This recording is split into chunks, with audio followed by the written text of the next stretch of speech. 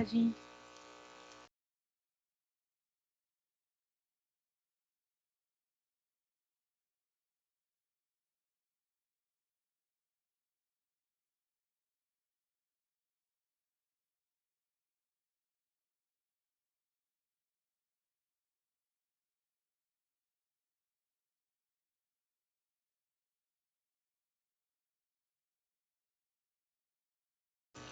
Vamos lá, eu coloquei no AVA para vocês um trabalho, vou mostrar para quem está aqui também, tá?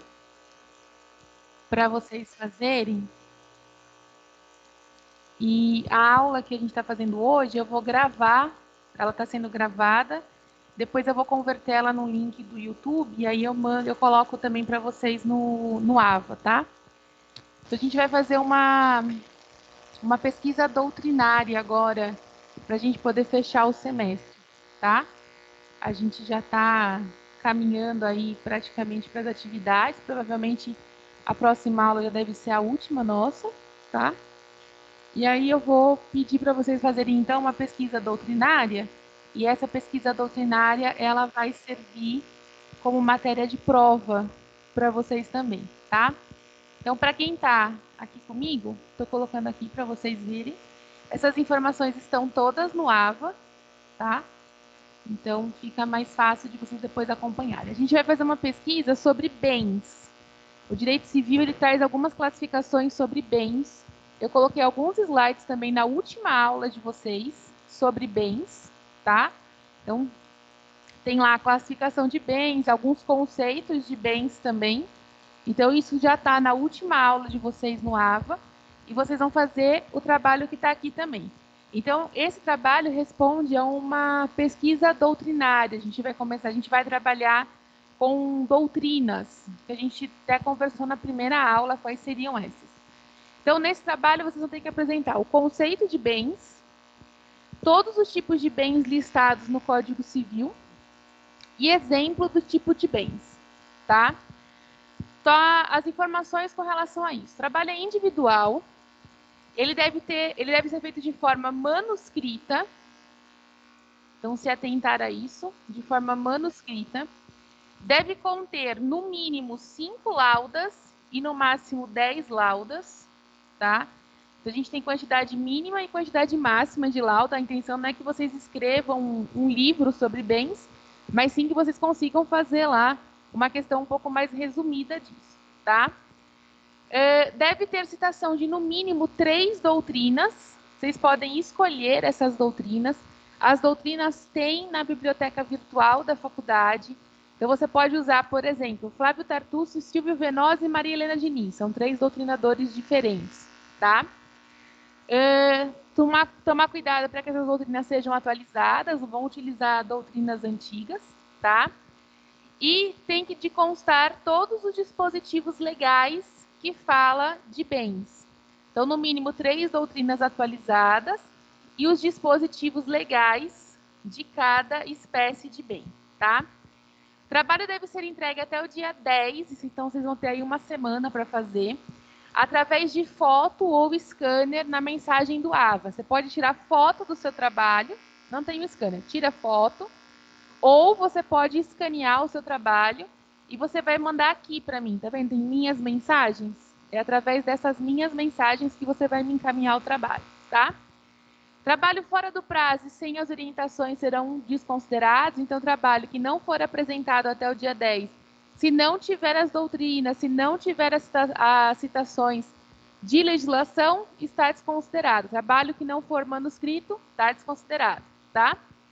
E a pesquisa vai valer como matéria para B2, para substitutiva e para exame, tá? Então, por isso que eu estou pedindo para vocês me entregarem de forma virtual, para que vocês possam ter esse material em casa, para vocês poderem estudar para as atividades, tá? Então, a pesquisa vale como matéria para B2. Podem utilizar como base os slides que eu coloquei na última aula de vocês. A última aula do sistema tem lá slides sobre bens. Podem utilizar eles como base. Tudo bem aqui? Pessoal de casa, tudo bem? Ok, professor. Ok? Não apareceu Ok, nada, tudo né? bem, só Feriado, né? dúvida. Diga, Fabi. Isso.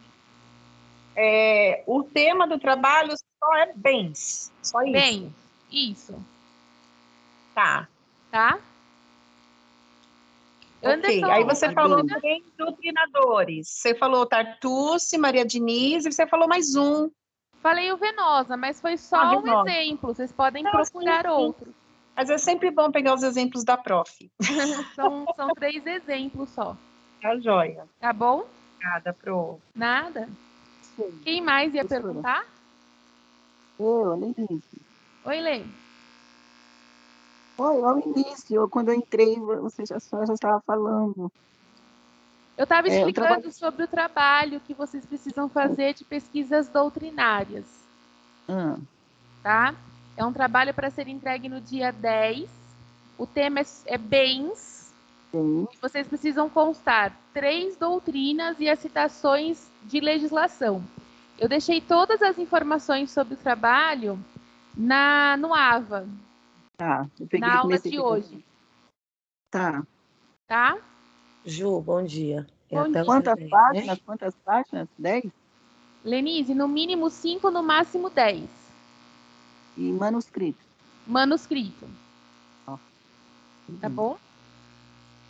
Ju, Quem mais? Oi, Maíra. bom dia. Bom dia.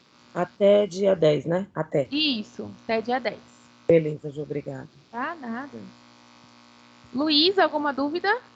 Sim, por onde envia mesmo? Você vai enviar por aqui, ó, em minhas mensagens no AVA. É como se você fosse fazer um e-mail. E aí Tudo você bem. coloca o nome da disciplina, lá vai aparecer o contato comigo. Ok, obrigado. Tá bom? Nada. Mais alguma dúvida? Pro, eu abri aqui a aula anterior, a 3, e não achei o slide, a Ju. Ah, Ju, peraí que eu vou te mostrar onde que eles estão. Só salvar aqui.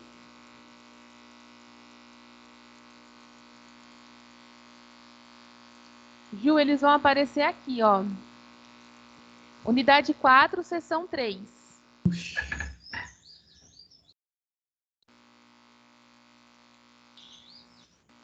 Opa, aqui tem uma parte. Espera que eu vou pegar outra.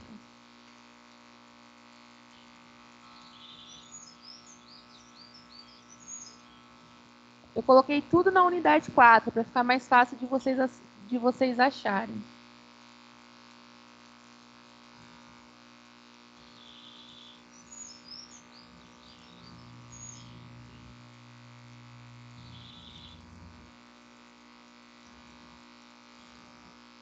Tá aqui, ó.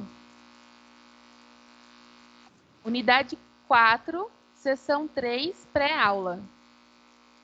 Achei, Achou? achei.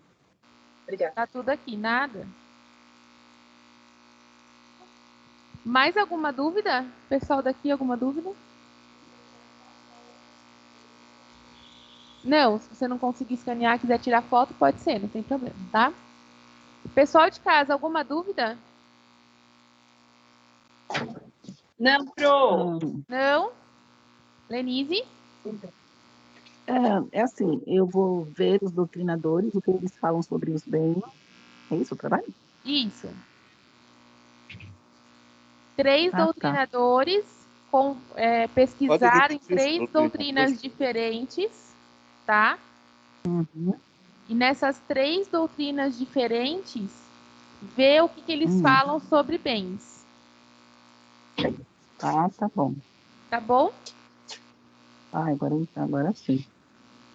E aí Obrigada. todas essas informações constam do AVA, tá? Essas informações no AVA, elas estão aqui, ó.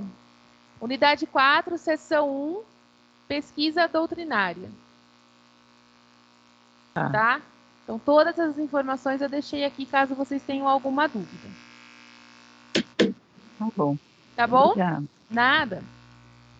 Vamos lá, então. Na aula passada, a gente estava falando sobre bens e faltou falar sobre alguns ainda. Sobre bens, não, perdão.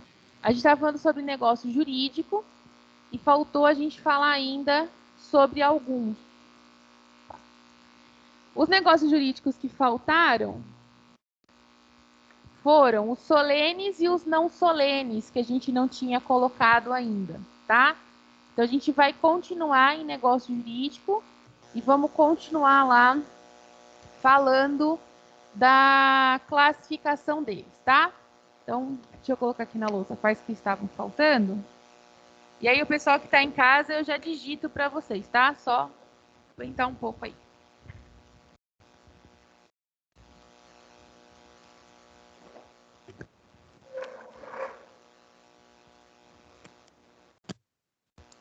Não derrubei nenhum computador ainda, tá bom, né?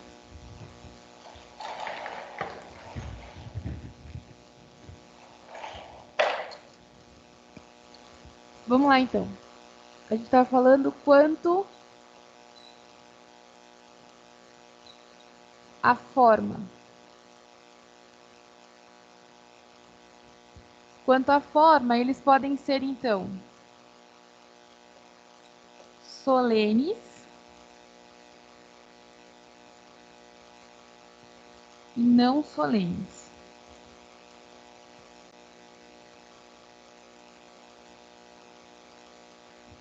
Solenes e não solenes.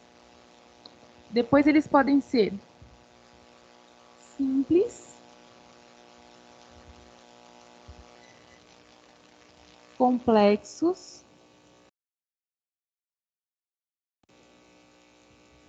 e coligados.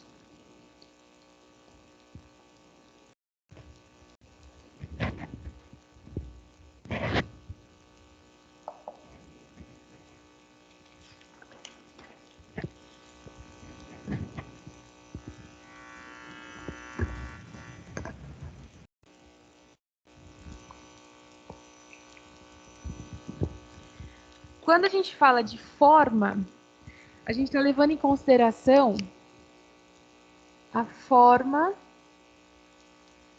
determinada em lei. E aí a legislação pede que a gente cumpra alguns tipos de solenidades. Alguns negócios jurídicos, para que eles possam ter validade, para que eles possam ser considerados válidos, a gente precisa obedecer algumas determinações da própria legislação. Então, por exemplo, quando a gente fala da compra e venda de uma casa, eu sou obrigada a fazer um contrato, um negócio jurídico por escrito. Eu sou obrigada a fazer um registro e eu sou obrigada a expedir certidões. E essas obrigações, quem determina é a legislação. A legislação me dá esse tipo de solenidade que eu preciso ter. Então, um contrato de compra e venda de uma casa, obrigatoriamente, ele precisa ser feito por escrito. Eu não posso ter um contrato verbal. Eu vou precisar fazer um registro. E tudo isso está determinado no artigo 108 do Código Civil. Agora, tem outros tipos de negócios jurídicos que eles são não solenes. Por quê? Porque a legislação não determina nenhum tipo de regra com relação a ele. A gente pode trabalhar com a locação. Quando a gente vai fazer a locação de um bem, a locação ela pode ser verbal. Eu não tenho a obrigatoriedade de um contrato de locação por escrito. Eu posso simplesmente chegar para você e falar assim, você quer alugar minha casa? E a pessoa fala, quero. O contrato de locação já está finalizado. O contrato de locação não exige registro.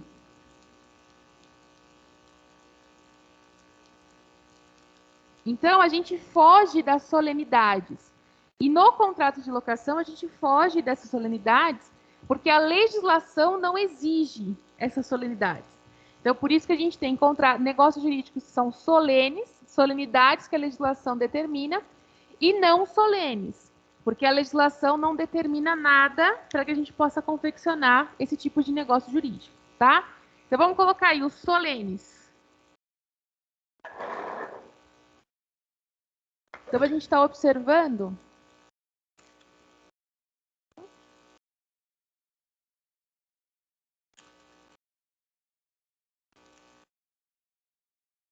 espera aí que eu não estou conseguindo falar com o pessoal.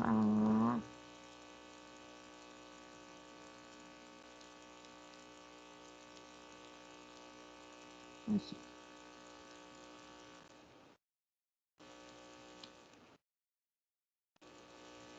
Então, negócio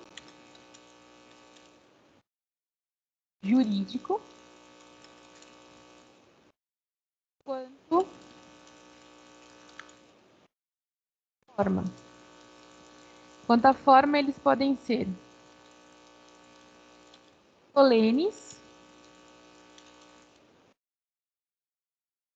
e não solenes.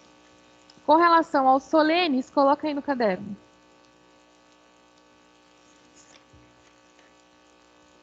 São os negócios.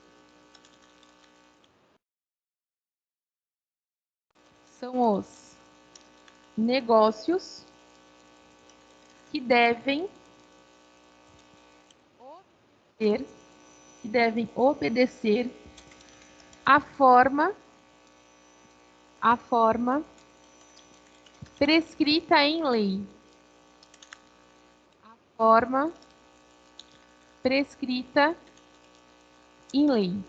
Ponto, exemplo, artigo 108 do Código Civil. Ponto, exemplo, artigo 108 do Código Civil.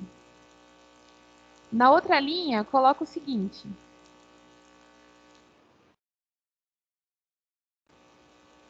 A falta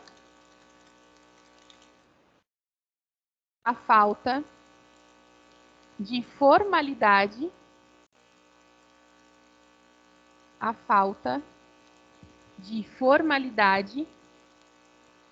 torna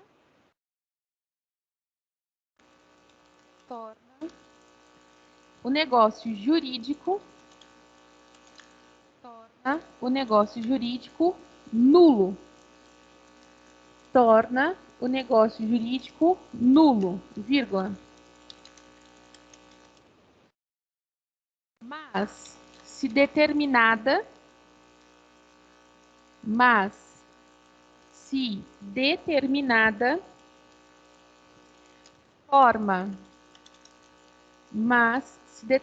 forma tiver por objeto apenas a prova do ato, vírgula, apenas a prova do ato, vírgula, a sua falta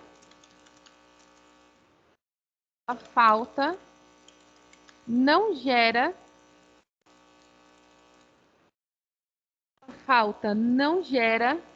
nulidade, sim, apenas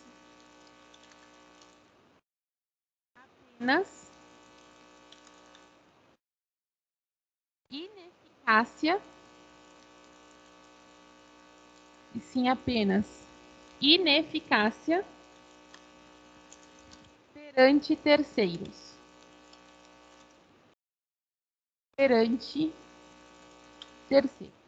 O que a gente precisa observar? Se eu tenho um negócio jurídico que ele é solene e eu não obedeço a essa formalidade exigida pela lei, a gente vai ter um negócio jurídico nulo, ou seja, ele não tem nenhum tipo de validade para nós, tá? Então, se eu faço a compra e venda de uma casa e eu não registro essa compra e venda, não tem nenhum tipo de validade para nós. Por quê? Porque o negócio jurídico, para ser válido, tem solenidades a serem seguidas com base no artigo 108 do Código Civil. Agora, tem algumas situações que podem ser utilizadas como prova. Então, eu faço um contrato da compra e venda de uma casa e não levo esse contrato a registro. Mas eu deixo esse contrato guardado, o famoso contrato de gaveta. Ele não tem a menor validade para nós. Eu não vou utilizar esse contrato para dizer que eu sou dona da casa, porque só é dono quem registra, mas existe uma prova de que o negócio jurídico foi celebrado. Então, o contrato de gaveta não é válido, ele tem nulidade, só é válido quando ocorre o registro. O que eu utilizo ele é como uma forma de prova. E aí vai ficar a critério do juiz aceitar ou não a prova que foi demonstrada. Tudo bem? Pessoal de casa, tudo bem? Sim, Pro. Agora eles podem ser também não solenes, então coloca aí. Não solenes.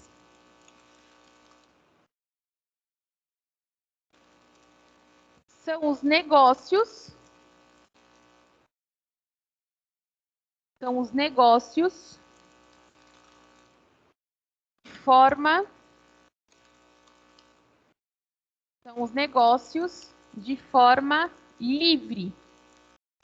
São os negócios de forma livre. Vírgula, ou seja, vírgula, são os negócios de forma livre. Vírgula, ou seja, vírgula,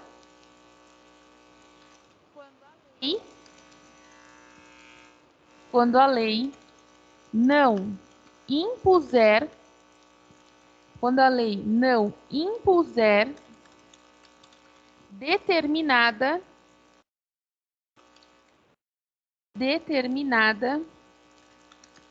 forma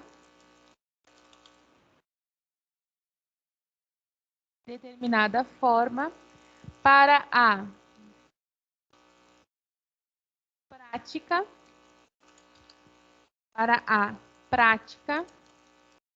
de um negócio. Para a prática de um negócio. Nos não solenes, a gente leva em consideração a autonomia da vontade.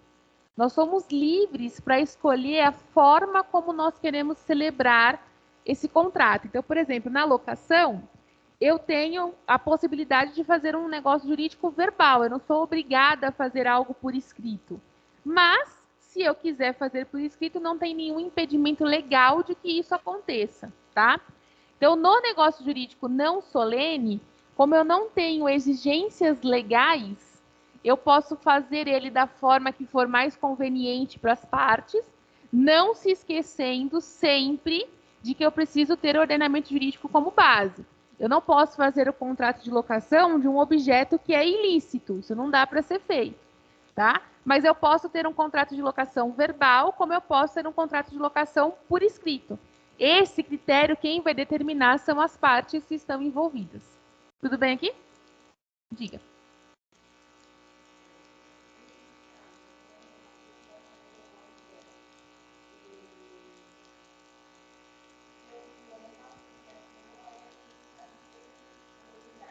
Uhum.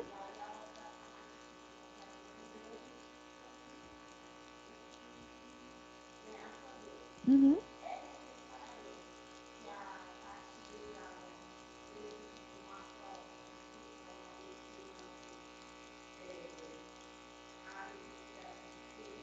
Sim. O que a gente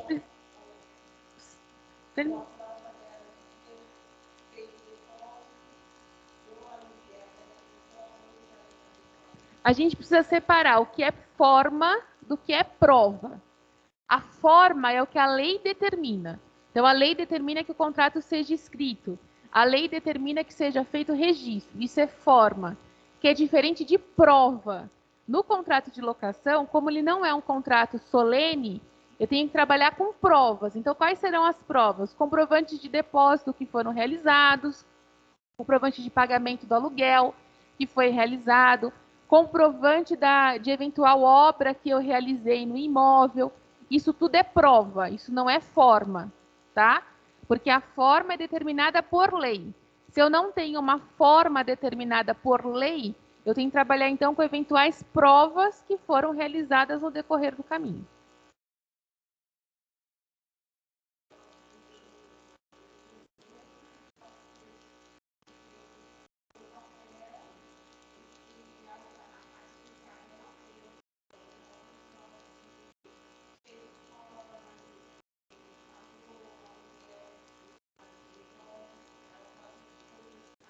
Pode, mesmo que eu não tenha uma forma, não é um papel, mesmo que eu não tenha uma forma, eu posso ter as provas. Isso, ele é um contrato, é um negócio jurídico não solene. Aí eu não tenho o negócio jurídico escrito, mas tenho a prova de que ele foi realizado.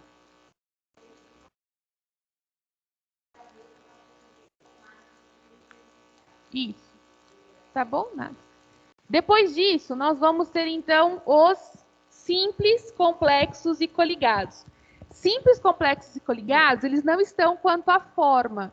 Quanto à forma, ele só é solene ou não solene, tá? Simples, complexos e coligados são tipos também de negócio jurídico que a gente pode ter. A gente vai começar pelo simples, coloca aí.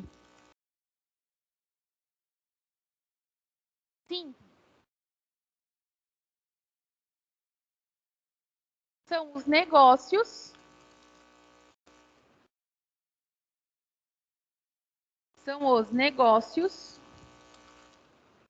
que resultam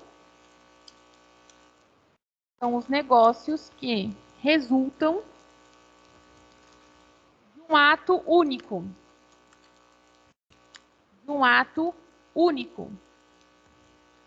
Exemplo, compra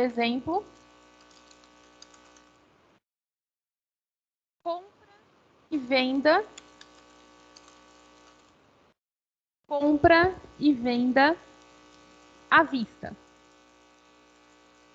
Compra e venda à vista. Quando eu faço uma compra e venda e realizo um pagamento à vista, é um negócio jurídico simples. Por quê? Porque ele não vai se perpetuar durante o tempo e ele também não dependeu de outro ato jurídico, de outro negócio jurídico para que ele pudesse viver, tá? Então, quando eu faço uma compra e efetuo um pagamento, o negócio jurídico ele foi celebrado e ele foi executado porque o pagamento foi realizado de forma à vista. Ele não se perpetua e não dependeu de outro negócio jurídico para que ele pudesse vir a ocorrer. Diferente do que acontece nos complexos. Coloca aí, complexos.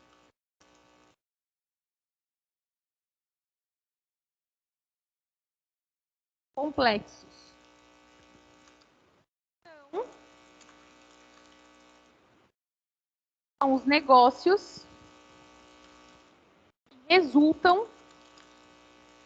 negócios que resultam da fusão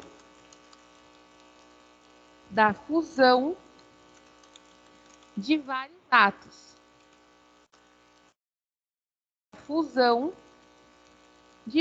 atos. Ponto. Exemplo. Compra e venda parcelada. Compra e venda parcelada. Uma compra e venda parcelada, ela depende de vários atos para que ela possa ser concretizada. Então, primeiro eu vou celebrar a compra e venda, eu vou escolher qual vai ser a forma de pagamento. Sendo uma forma de pagamento parcelado, a gente só vai ter realmente o domínio dessa coisa com o pagamento da última parcela. Se for uma casa, a gente só vai poder, então, dizer que a gente é proprietário e finalizar a transferência da propriedade com o pagamento da última parcela. Então, quando a gente fala de negócio jurídico complexo, ele resulta da fusão de vários outros atos juntos. Então, eu tenho a compra e venda, o parcelamento, a finalização do parcelamento para que eu possa ter, então, a transferência de propriedade nesse sentido. Tudo bem? Tudo bem em casa? Oi? Sim, Pro. Tá.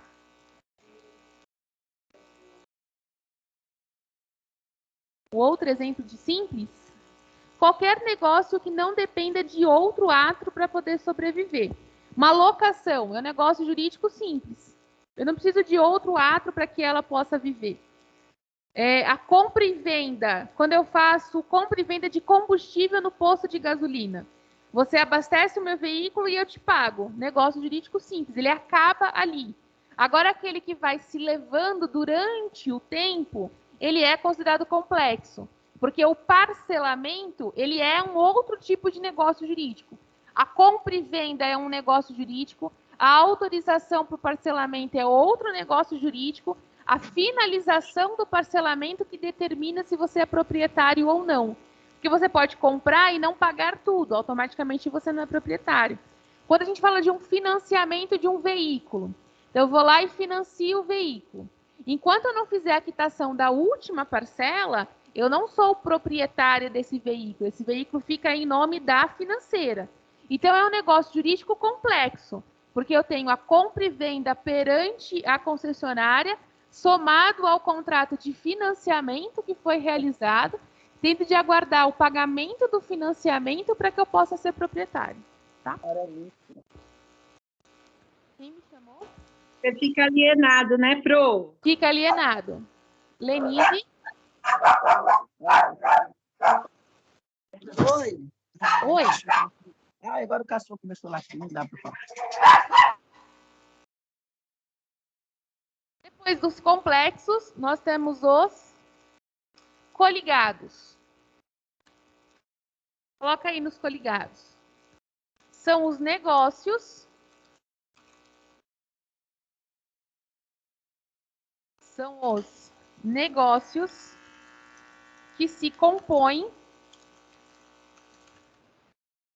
São os negócios que se compõem de vários outros negócios. De vários outros negócios. Ponto, exemplo.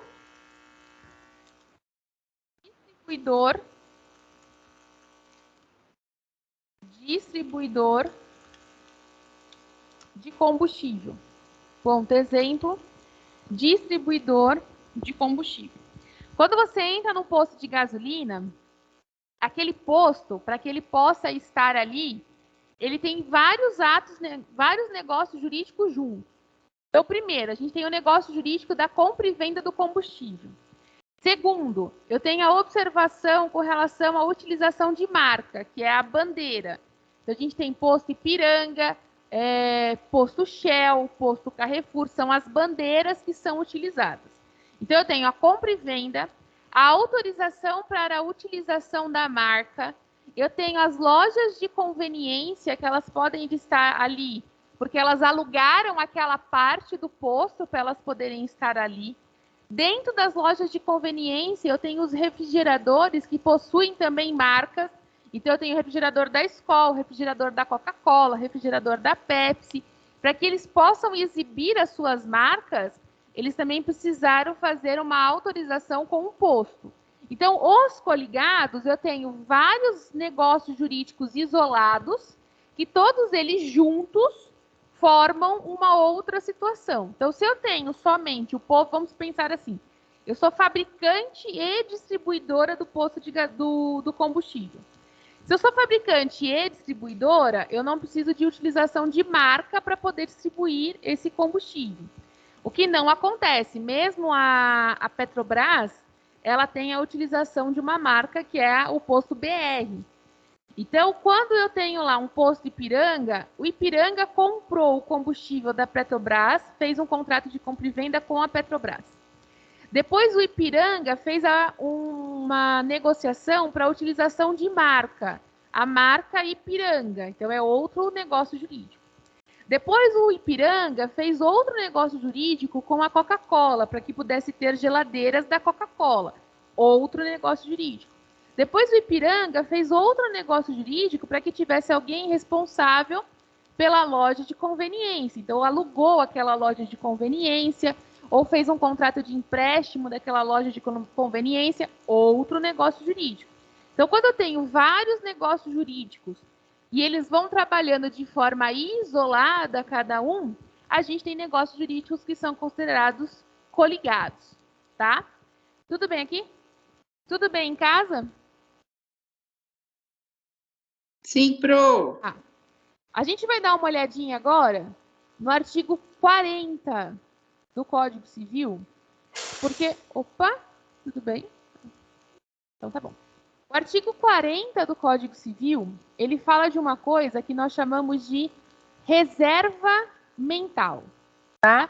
Então, a gente viu com relação às formas do negócio jurídico, quais são aí as classificações que a gente pode ter. E agora a gente vai conversar sobre reserva mental, que está no artigo 40 do Código Civil. Então, artigo 40 do Código Civil. O artigo 40 fala assim. Opa, artigo 40 não, perdão. Artigo 110, perdão. Artigo 110 do Código Civil. Artigo 110 do Código Civil. O 110 fala assim: a manifestação de vontade subsiste, ainda que seu autor haja feito a reserva mental de não querer o que manifestou, salvo se dela o destinatário tinha conhecimento. Então, antes da gente entender o que fala o artigo 110, vamos colocar aí o conceito de reserva mental. Conceito de reserva mental.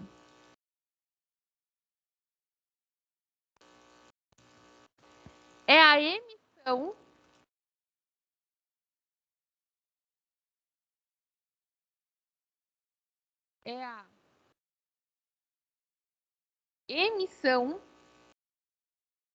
de uma declaração de vontade não querida, em seu íntimo, vírgula, tendo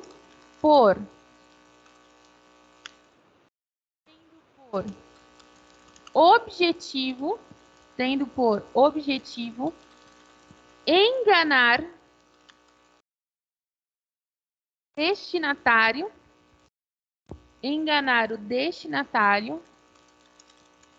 dessa declaração de vontade. Dessa declaração de vontade. Vamos lá, então. Vamos entender o que é essa reserva mental, para que a gente possa entender o que o artigo 110 quer dizer. Quando a gente começou a estudar negócio jurídico, a gente verificou que para que esse negócio jurídico possa ser considerado válido, a primeira coisa que a gente precisa ter é uma manifestação de vontade válida. Foi a primeira coisa que a gente conversou, tá? Então, o artigo 104 do Código Civil, ele traz lá os elementos de validade desse negócio jurídico. Um dos elementos de validade que a gente tem é uma manifestação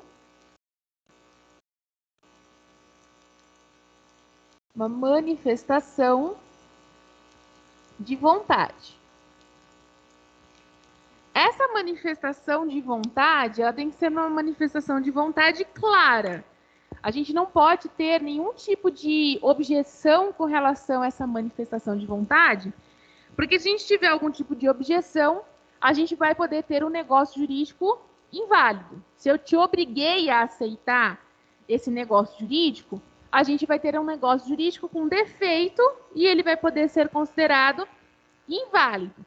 Então, por isso que essa manifestação de vontade, ela não pode ter nenhum tipo de mácula, tá? Ela precisa ser uma manifestação de vontade clara, não pode ter sido obrigado a aceitar. Quando a gente fala de reserva mental, quando a gente fala de reserva mental, a gente tem uma manifestação de vontade apresentada, eu tenho uma manifestação emitida,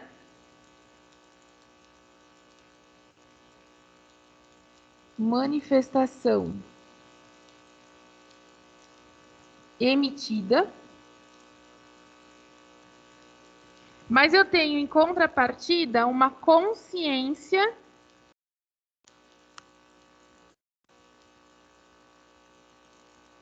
diferente dessa manifestação que foi apresentada. Vamos trabalhar com o seguinte exemplo. Eu tenho João e eu tenho Paulo. E Paulo pede a João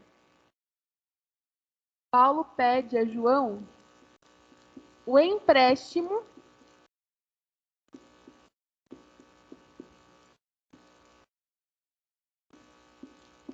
de R$100.000 para a compra de uma casa. Então, R$100.000 para que ele possa dar de entrada na compra dessa casa. João manifesta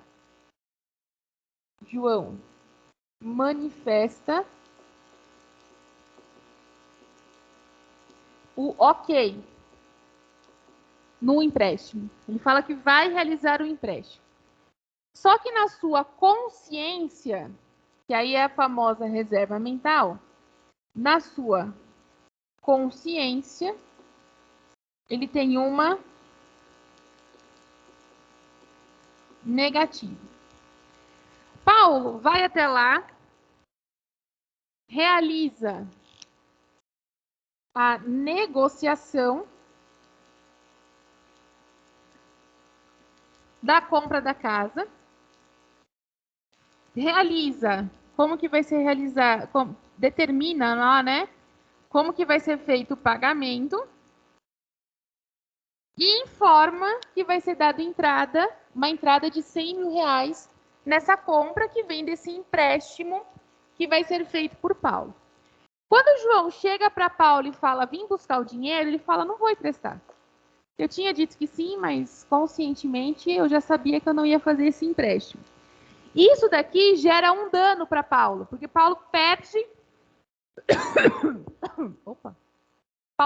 o negócio jurídico que foi conversado, ele perde a possibilidade da compra dessa casa, o que gera danos para ele.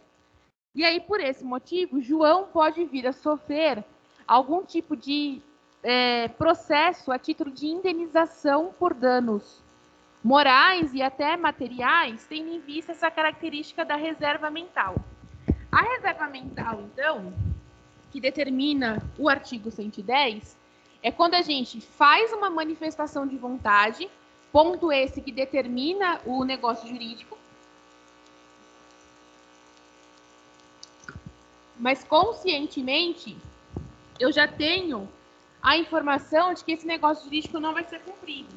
Quando eu realizo a compra e venda de algo de forma parcelada, eu sei que eu vou realizar o pagamento da primeira parcela, mas não vou realizar o pagamento das demais. Isso também é classificado como reserva mental.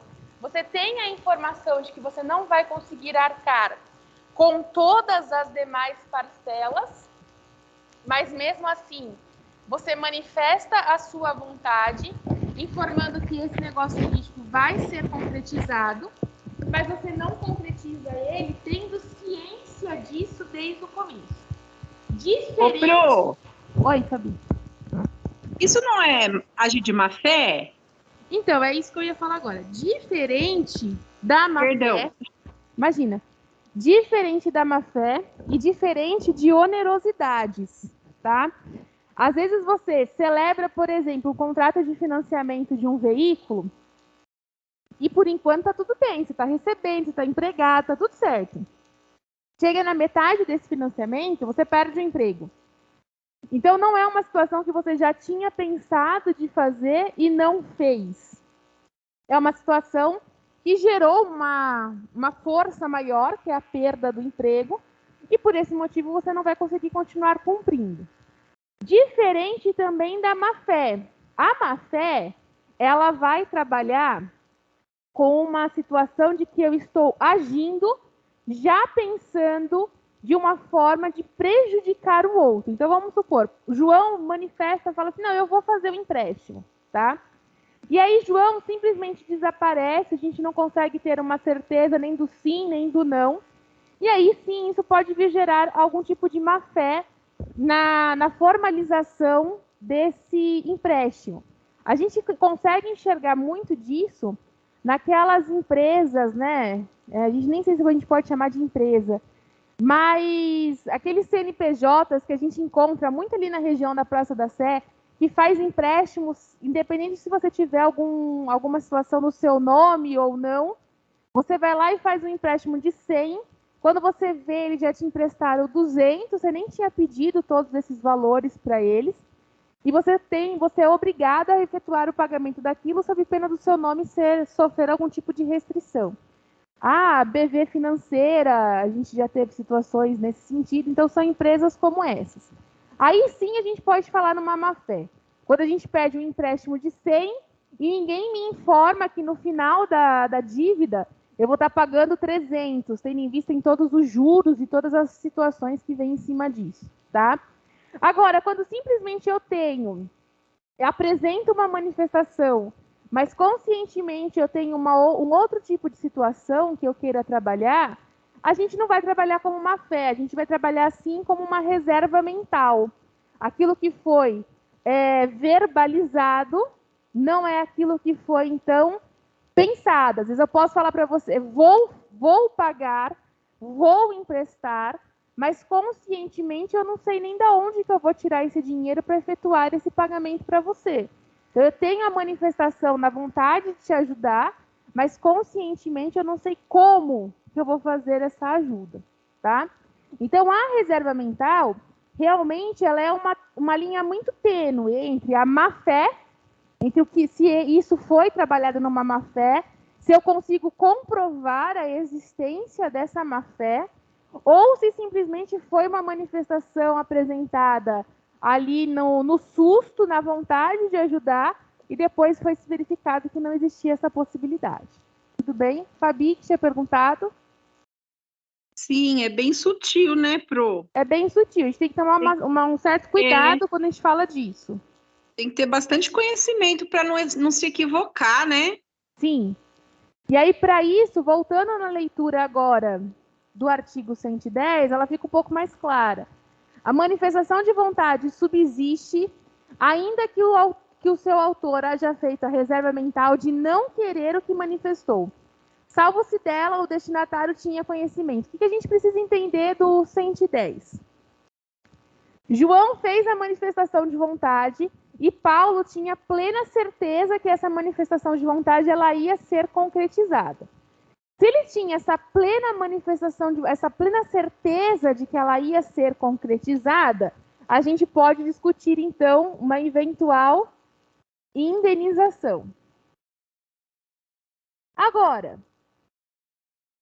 se Paulo já tinha um entendimento de que esse empréstimo ele não seria realizado, a famosa conversa de bar. Então, a pessoa está lá no bar, batendo um papo, pô, me empresta 100 mil reais aí? Ah, claro, empresto.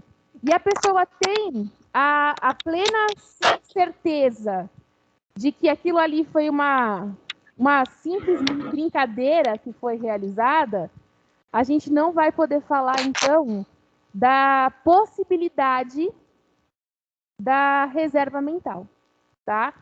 A reserva mental, para que ela realmente possa vir a acontecer, a gente precisa sempre verificar se essa reserva mental, como que ela foi apresentada, se ela foi apresentada de uma forma que possa vir a gerar algum tipo de eventual indenização. É isso que a gente precisa ter, tá? Se eu já tinha plena certeza de que João não ia fazer o empréstimo, de que nada mais era do que uma brincadeira que a gente estava tendo, a gente não vai poder falar de reserva mental, tá? Foi uma brincadeira ali que aconteceu.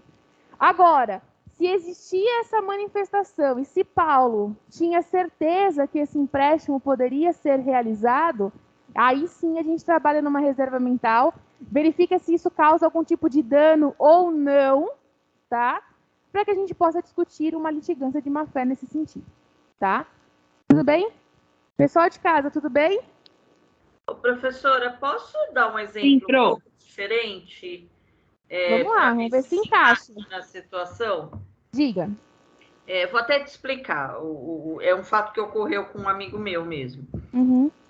Ele tinha um trailer e ele queria trocar, ele conversando com um rapaz que ele conheceu na internet, ele queria trocar do rapaz, eles entraram num consenso. Então ele ia dar o trailer dele, o rapaz ia dar o outro trailer e mais 10 mil reais. Uhum. O rapaz, daí eles assinaram os documentos, né, os recibos dos respectivos trailers, ou só se conversaram via WhatsApp e telefone. Viram foto, vídeo dos respectivos bens e tal. E daí o rapaz veio do Rio de Janeiro aqui para São Paulo para fazer essa troca. Chegando aqui, o rapaz virou e falou assim, olha, eu não gostei pessoalmente, eu acho que eu tô te dando muito, eu quero te dar menos dinheiro e tal. Meu amigo não aceitou e cada um voltou para casa com o seu trailer. Só que o meu amigo, ia pegar esses 10 mil reais para comprar, ele estava juntando para comprar um caminhão, que ele já tinha dado a palavra dele, porque na realidade ele já tinha feito o negócio. Ele fez meio que casadinho, ele deu o cheque pro dono do caminhão. E automaticamente ele não tinha mais os 10 mil para cobrir o cheque. E aí, cairia nessa situação? Ele teve que se virar e pagou, mas cairia nessa situação também? Não, porque como ele efetua uma compra pela internet, existe a possibilidade do direito de arrependimento, tá?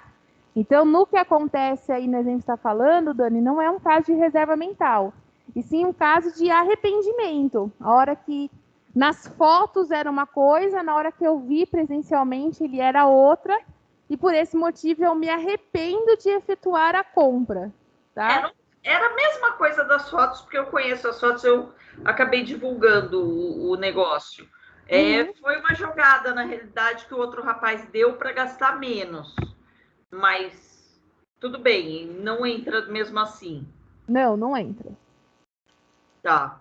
Aí entra numa questão de direito de arrependimento. Tá. E daí se eu falo que eu vou te emprestar um dinheiro para você comprar o tal caminhão e falo, não, eu não quero mais te emprestar o dinheiro. Eu me arrependo. Aí entra na reserva mental, porque a reserva mental leva em consideração valores em espécie, não em bens. Ah, tá.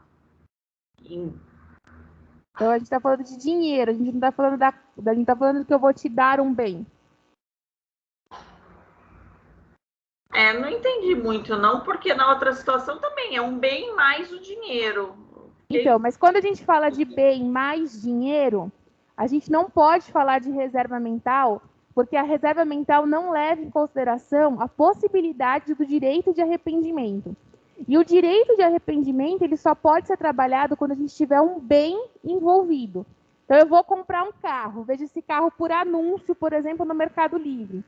E eu falo para você, vou comprar. Quando eu chego para ver o carro, eu olho o carro e falo assim, olha, não é bem o que eu quero, nas fotos eu acho que ele estava de um jeito e aqui ele estava de outro, é o meu direito de arrependimento. Agora, quando eu falo para você, vou te emprestar, a BV Financeira fala para você, vou te emprestar, a gente está trabalhando na reserva mental e não no direito de arrependimento. Tá ok, professora. Tá bom? Nada. A gente vai falar agora sobre esses elementos de existência, para que a gente possa ter um negócio jurídico, tá? Nos elementos de existência, a gente tem manifestação de vontade, que pode ser expressa, pode ser tácita, como pode ser presumida. São os 3 tipos de manifestação de vontade que a gente pode ter, tá? Vamos tomar um café? A gente volta em 10 minutinhos, tá bom? Pessoal de casa, eu já volto. Ok, Pro.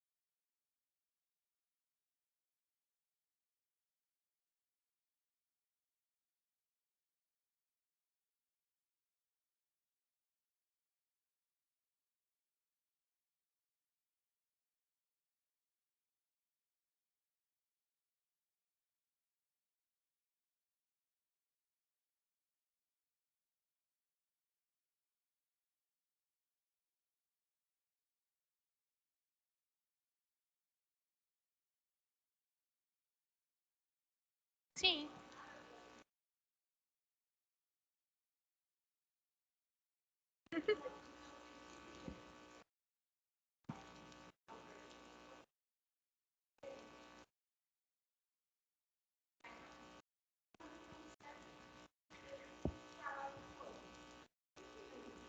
De verdade, o primeiro semestre eu acho que ele é o mais difícil. O primeiro e o último são os mais difíceis. Depois, o que vem no meio do caminho é fácil de lidar. Vamos lá, então. A primeira coisa que a gente precisa ter para poder falar da existência de um negócio jurídico é uma manifestação de vontade. É a primeira coisa que eu preciso ter, tá? Essa manifestação de vontade, ela vai envolver sempre duas ou mais pessoas. Então, um negócio jurídico, ele não é formado por duas ou mais pessoas, ele é formado pela manifestação de vontade de duas ou mais pessoas, tá? Essa manifestação de vontade, ela precisa aparecer de forma obrigatória. Então, é obrigatório a manifestação de vontade.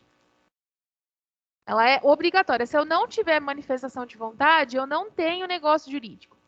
E essa manifestação de vontade, ela precisa ser o que nós chamamos de imaculada, tá? Se essa manifestação de vontade, ela sofrer qualquer tipo de situação que eu não faça com que ela seja gerada de forma espontânea, porque eu quis manifestar essa vontade, a gente pode ter um dos defeitos do negócio jurídico e pode ter um negócio jurídico nulo, tá? Por esse motivo, essa manifestação de vontade, ela não pode ser... A gente não pode obrigar alguém a manifestar essa vontade, porque se eu fizer isso, eu posso ter um negócio jurídico nulo. Vamos colocar, então, aí o conceito de manifestação de vontade.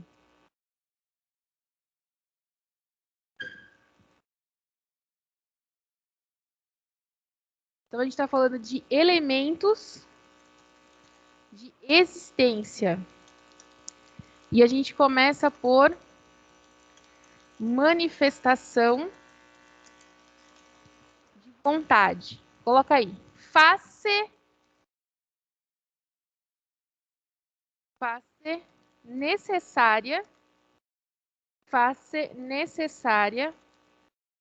a presença de um agente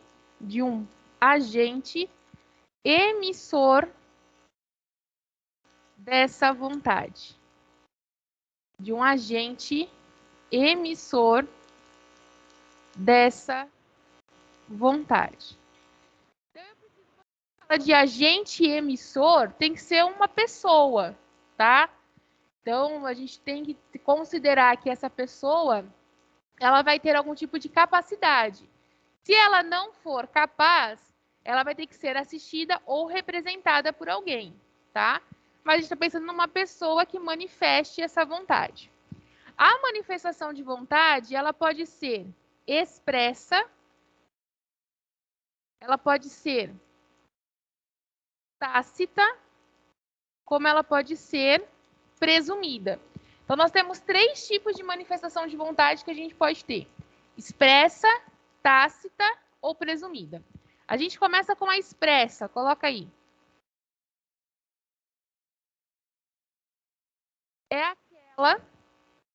É aquela que se realiza pela palavra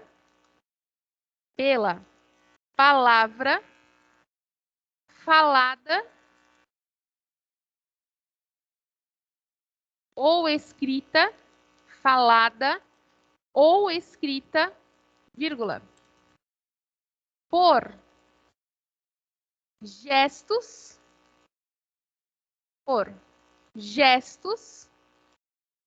vírgula, explicitando a intenção do agente. agente. Manifestação de vontade expressa é aquela que eu faço realmente a manifestação. Então, eu chego para você e falo assim, concordo com a compra e venda, concordo com a locação. Você me manda uma carta perguntando se eu quero vender o carro, e eu te respondo dizendo que sim, quero vender o carro. Num leilão, a gente também tem uma manifestação de vontade expressa. Então, quando você está num leilão e você levanta a mão, que é sinal de que você está dando um lance, que você tem a intenção de arrematar aquele bem no leilão. Então, manifestação de vontade expressa é aquela que é realizada pela fala, de forma escrita ou através de gestos. Manifestação de vontade tácita, coloca aí. É aquela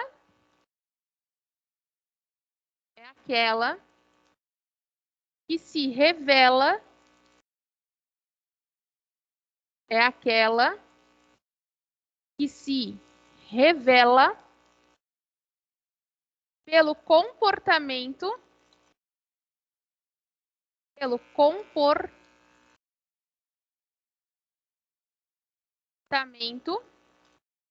do agente. Pelo comportamento do agente. Ponto exemplo.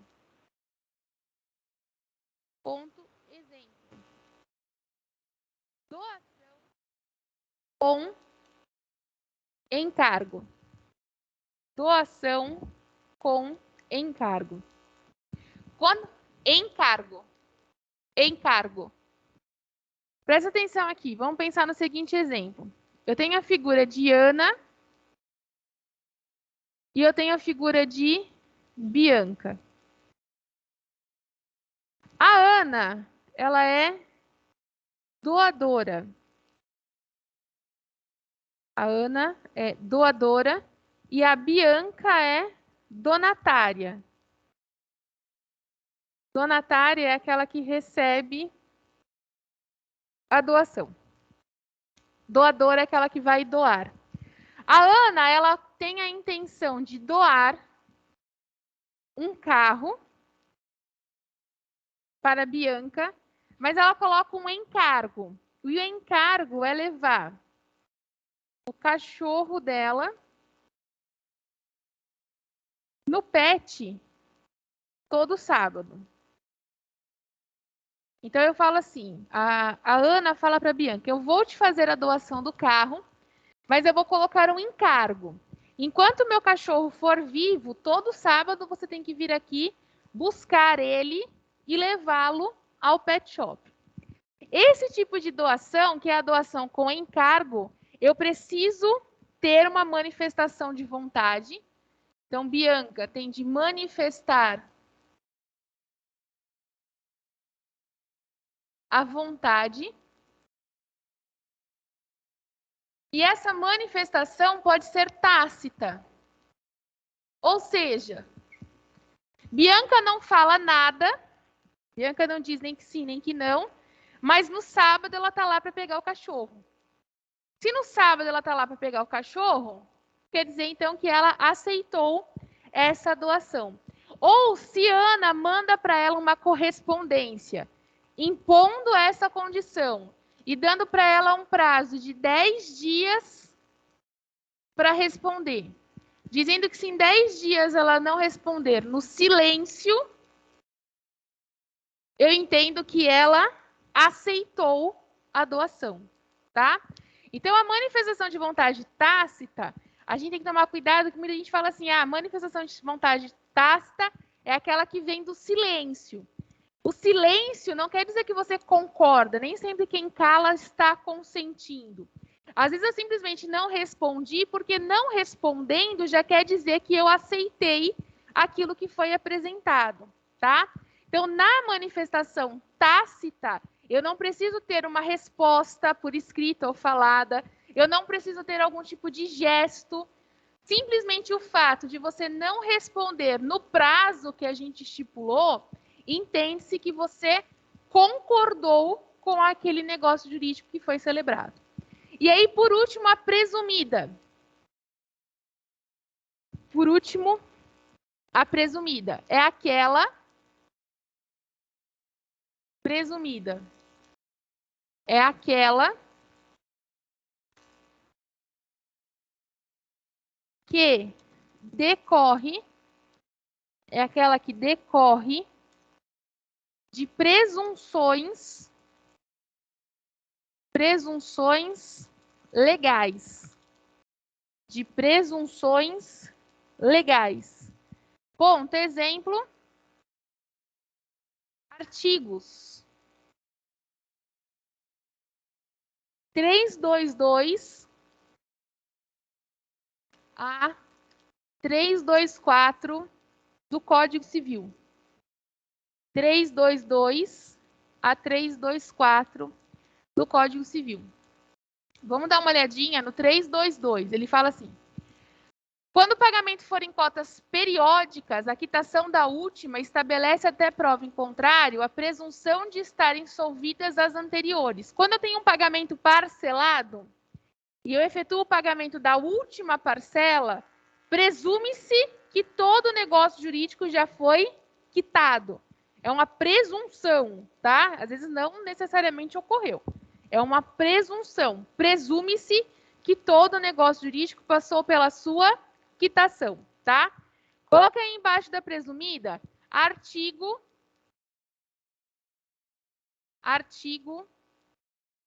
111 do Código Civil. Artigo 11 do Código Civil. O 111 fala assim: o silêncio importa anuência quando as circunstâncias ou os usos o autorizarem e não for necessária a declaração de vontade expressa. Aquele famoso ditado popular, quem cala consente, no direito ele não pode ser aplicado, tá? Nem sempre quem cala está consentindo. Ele pode estar consentindo porque é uma manifestação de vontade tácita, então por esse motivo ele está se calando. O fato de ficar em silêncio não quer dizer que não concordou ou que aceitou. É porque a manifestação de vontade não exige que eu faça algum tipo de ato, tá? Então, o silêncio não quer dizer isso. Se eu tiver a necessidade de uma manifestação de vontade expressa, de uma declaração expressa, o fato de ficar em silêncio não quer dizer que eu aceitei, tá? Por quê? Porque eu preciso de uma declaração de vontade expressa. Então, coloca aí no artigo 111. Artigo 111. O silêncio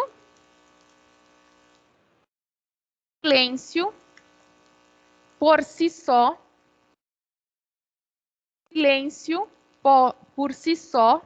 pode importar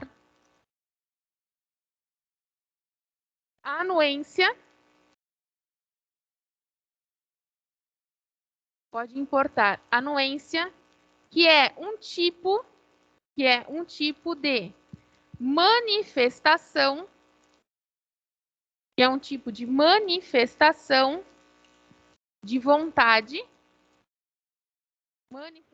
de vontade, desde que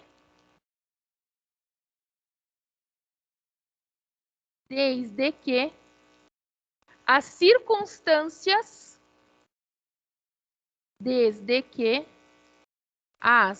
circunstâncias ou os usos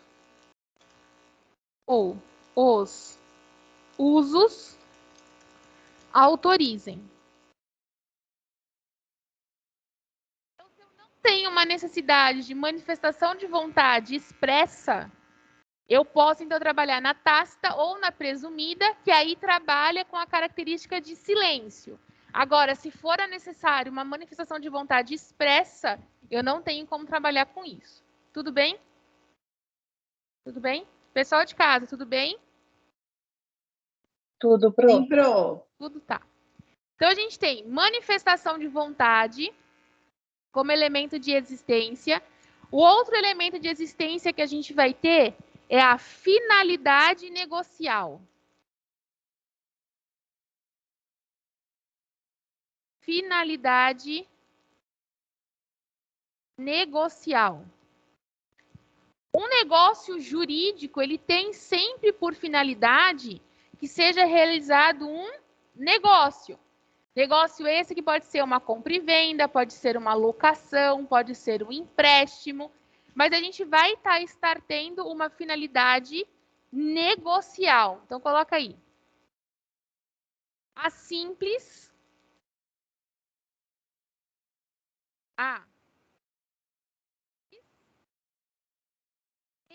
existência, a simples existência de uma manifestação, a simples existência de uma manifestação não garante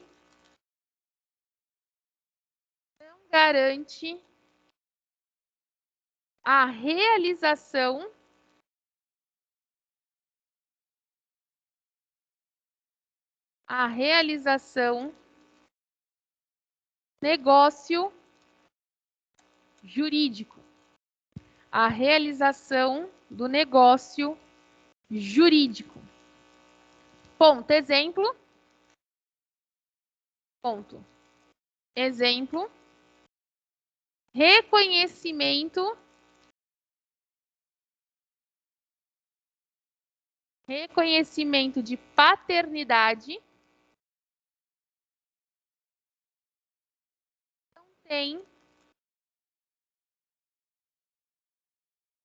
não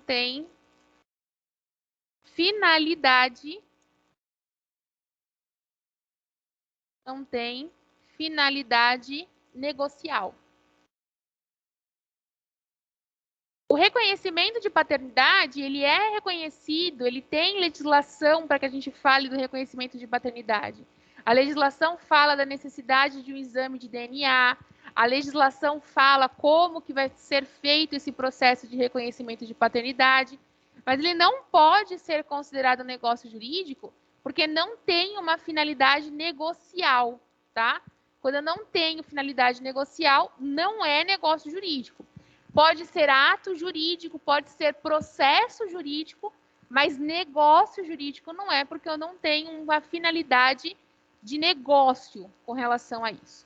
E aí, o outro elemento que a gente tem é o objeto idôneo.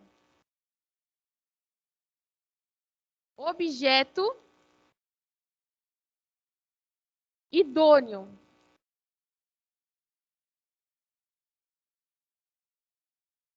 Objeto idôneo. A manifestação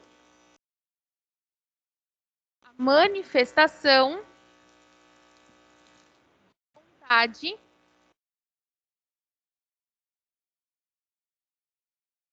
a manifestação de vontade precisa recair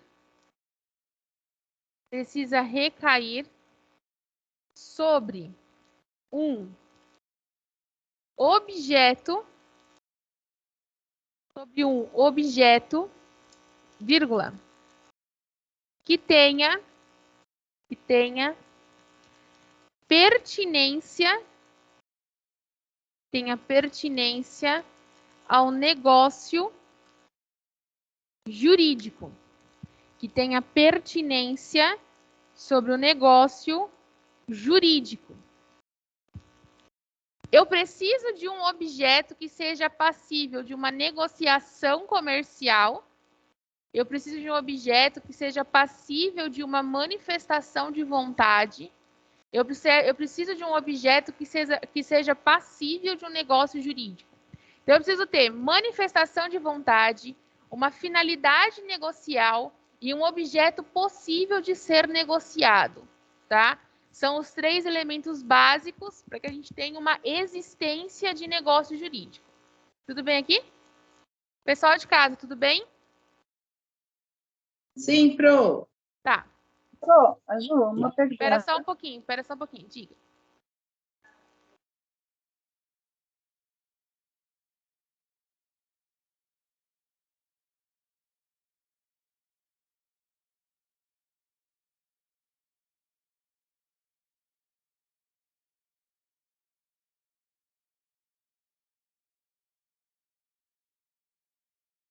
O negócio jurídico tem relação com patrimônio. É uma negociação de patrimônio. O de patrimônio não necessariamente é o dinheiro.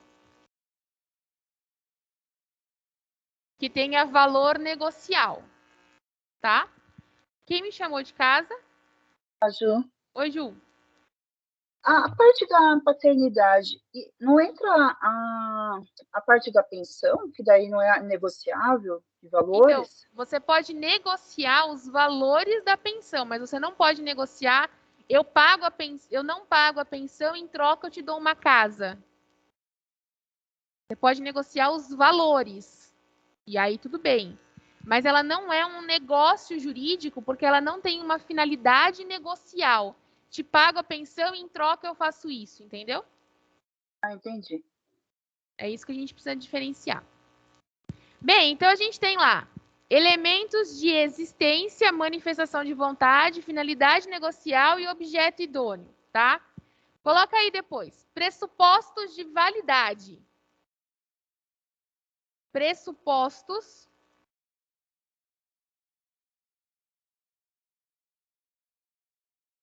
de validade. Pressupostos de validade. Os pressupostos de validade, artigo 104 do Código Civil. Pressupostos de validade,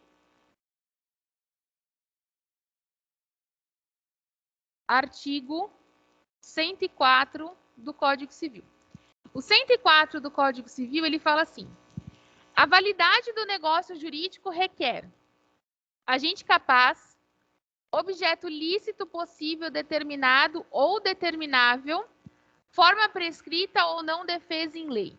Para que eu possa determinar que esse negócio jurídico ele é válido, eu preciso seguir esses pontos do artigo 104. Então, eu preciso ter uma manifestação de vontade livre. Eu não posso ter nenhum impedimento nessa manifestação de vontade.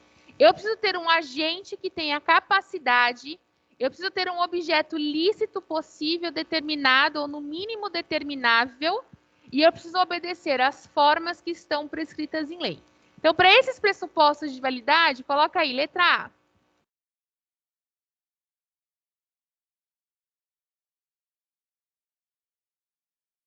Letra A.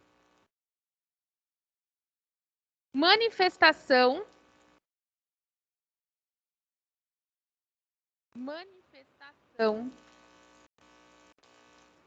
de vontade livre.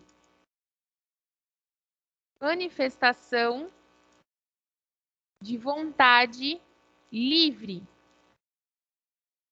2 pontos. Negócios praticados por alguém. Negócios praticados por alguém mediante erro, vírgula, dolo ou coação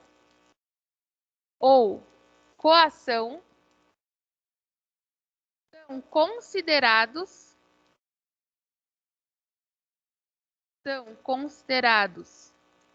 inválidos,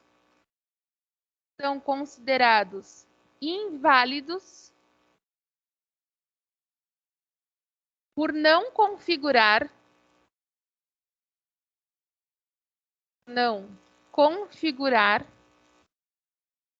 a vontade livre. Por não configurar a vontade livre. Erro, dolo, coação, lesão, tudo isso é considerado erros do negócio jurídico, que a gente vai ver na próxima aula. Quando o negócio jurídico ele é realizado com base em algum tipo de erro, esse negócio jurídico ele vai poder ser considerado inválido, tá? Então, por isso que eu preciso de uma manifestação de vontade livre. Letra B. Agente capaz. Agente capaz.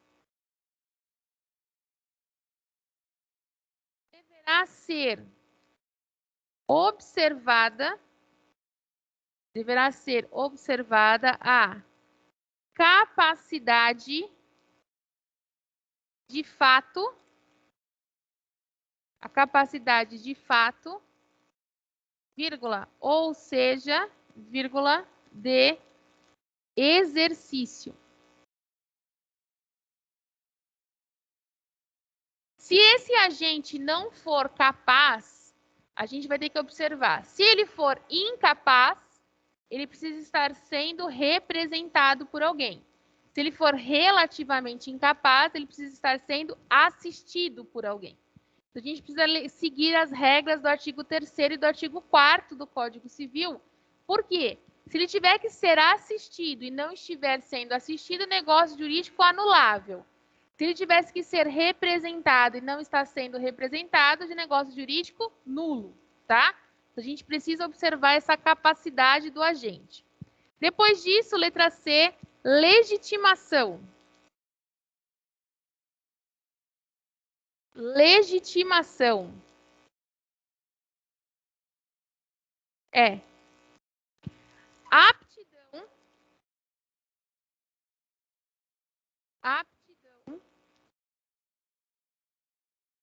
específica, para praticar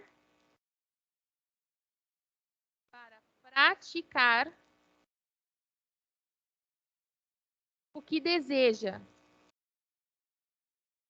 Para praticar o que deseja. Ponto. Exemplo. Pessoa casada, vírgula, exceto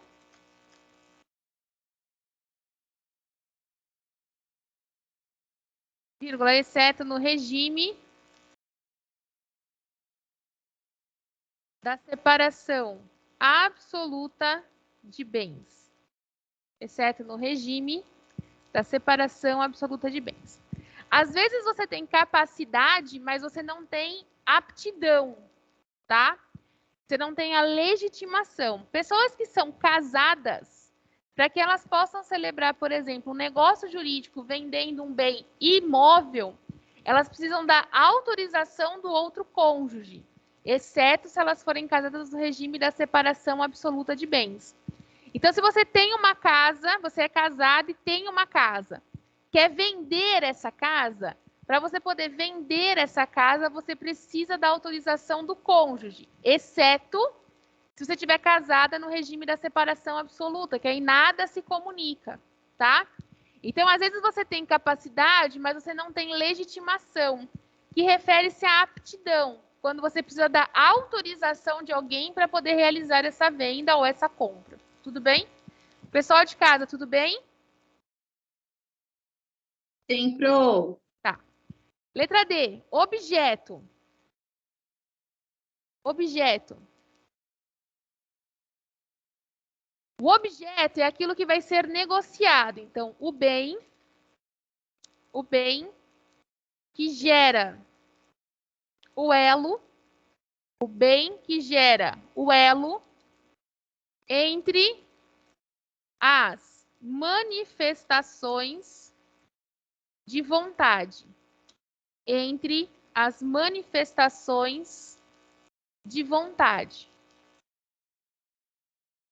Esse objeto, ele precisa ser lícito. Vou colocar aí. Lícito.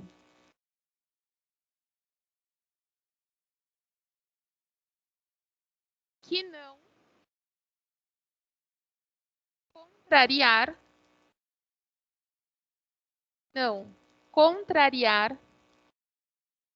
nenhuma norma do ordenamento jurídico.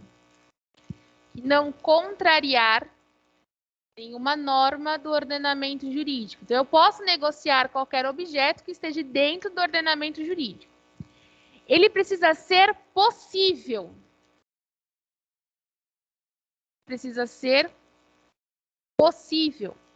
Quando a gente fala que um objeto ele é possível, é que a sua existência tem de ser física e a sua existência precisa ser jurídica. Então, a gente tem que falar de uma existência física e jurídica. Então, por exemplo, eu não posso querer vender um pedaço do mar, porque o pedaço do mar, ele não tem uma existência jurídica. O mar, ele é um objeto público, pertence a todos nós, então não tem como fazer a venda de um pedaço do mar. Da mesma forma que eu não posso querer vender um pedaço do céu, porque também juridicamente ele é impossível de ser feita a venda. Eu também não posso vender algo que eu tenho certeza de que ele nunca vai existir. Eu vou vender um carro voador. Não existe essa possibilidade, porque fisicamente a gente não tem esse objeto.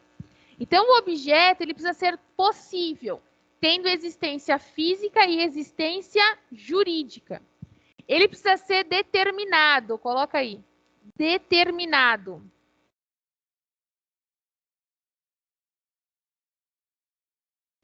Não. Oi? Quem me chamou?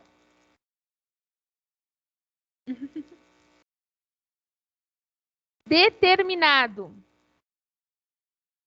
Quando o ato enuncia seu objeto,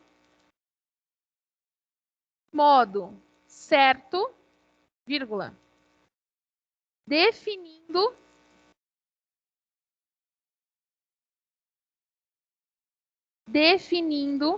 vírgula, por exemplo, vírgula, seus destinatários.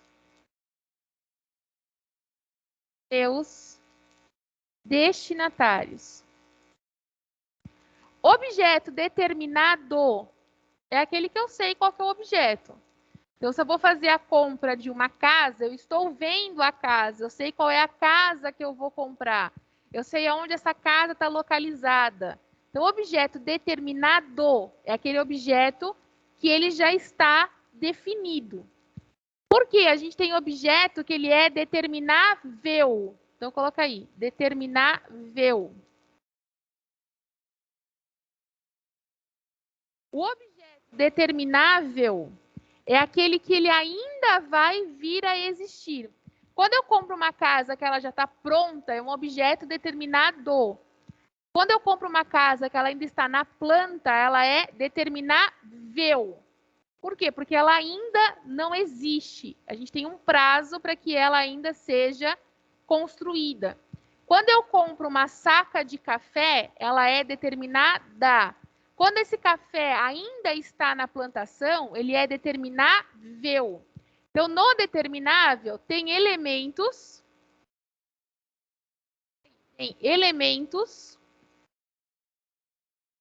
mínimos para individualização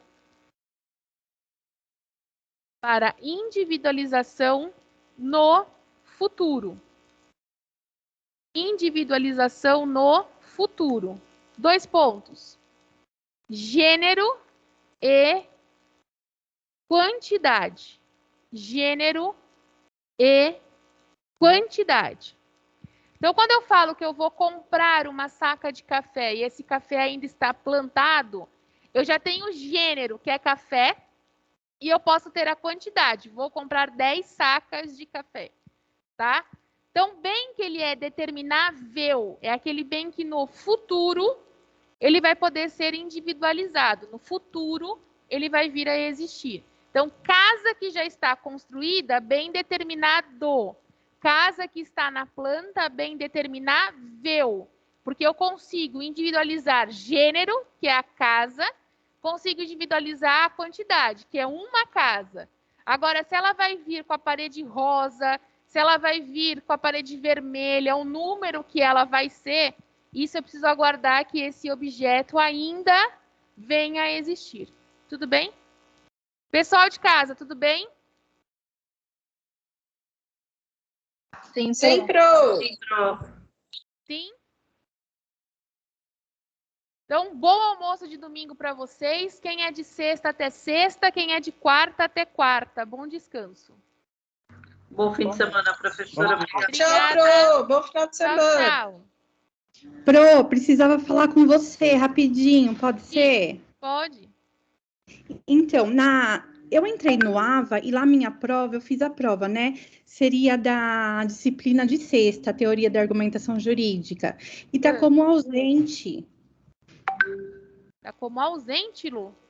É, Me manda uma mensagem no AVA para que eu possa dar uma olhada, mando sim. tá bom?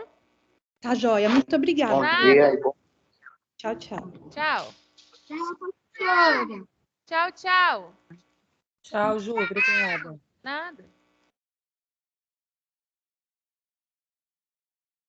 Ai, vamos olhar aqui. Volta.